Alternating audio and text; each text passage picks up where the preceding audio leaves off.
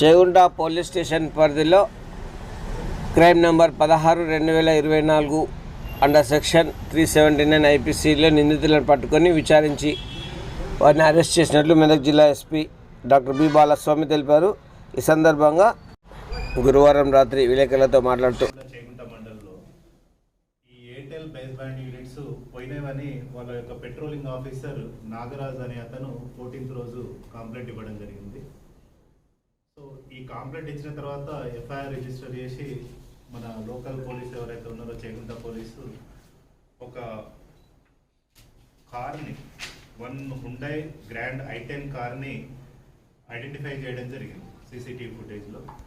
అందులో ఎలా ఐడెంటిఫై చేశారంటే ఈ హుండై గ్రాండ్ i10 కార్ కూడా ఈ అఫెండర్స్ ఎవరైతే ఉన్నారో వాళ్ళు మనీ ట్రావెల్స్ అని మేడ్చల్లో రెంట్కి తీసుకొని దాన్ని అఫెన్స్ చేయడానికి ఉపయోగించడం జరిగింది. ఆయన పాత్ర ఎవరు అంటే మాసాని మహేష్, ఇతను resident of Nagareddypet mandal, Kamareddy district.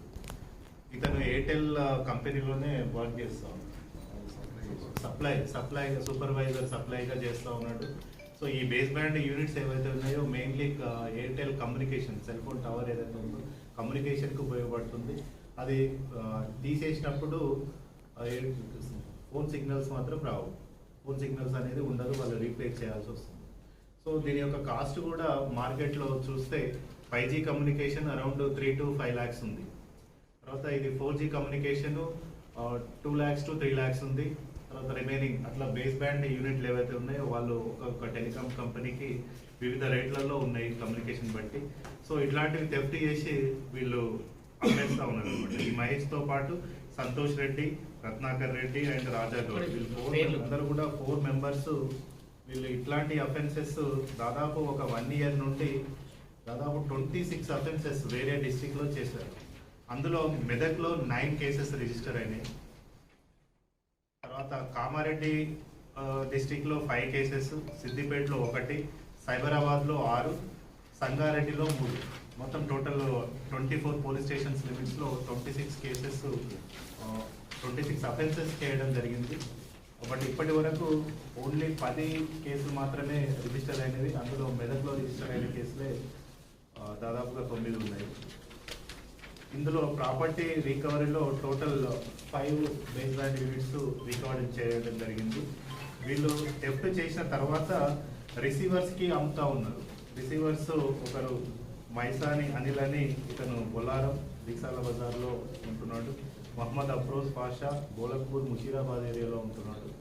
So పగడుపల్లి Ashok, ఇతను కూడా కామారెడ్డి డిస్టిక్ కేఎల్ఆర్ వెంచర్ మేడ్చల్లో ఉంటున్నాడు. వీళ్ళు రిసీవర్ తీసుకొని అంటే తక్కువ రేటుకి, దాని కాస్ట్ చూస్తే అరౌండ్ 2 lakhs ఉంటే దాన్ని 15,000కి 20,000కి అట్లా తీసేసుకొని వాళ్ళు ఎక్స్ట్రా అమ్మేస్తున్నారు. ఈ కమ్యూనికేషన్లో మనకు తెలిసింది ఏంటంటే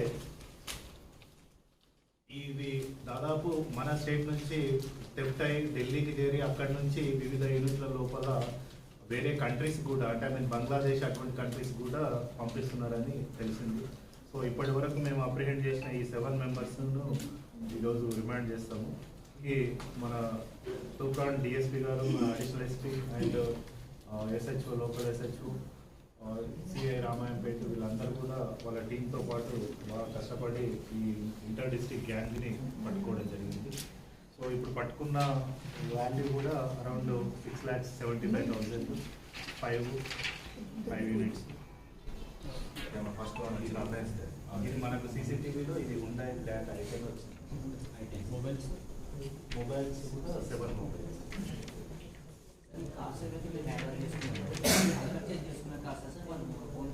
అందులో ఒకటి హైర్ చేసుకుంటారు, రిమైనింగ్ ఫోన్. ఇందులో కూడా ఒకటి అఫెన్సెస్కి ఉపయోగించారు. దానికి ఉపయోగించిన మనీ ట్రావెల్స్ ఇన్నోవా కార్ ఏమో అనిల్ అని రిసీవర్, ఆయన వచ్చేసి ఉన్నది రాగానే బండి తీసుకొని వచ్చేసి పిక్ చేసుకుంటారు. ఇంకొక మారుతి కార్ ఏమో మేము A1 accused Mahesh, phone car కూడా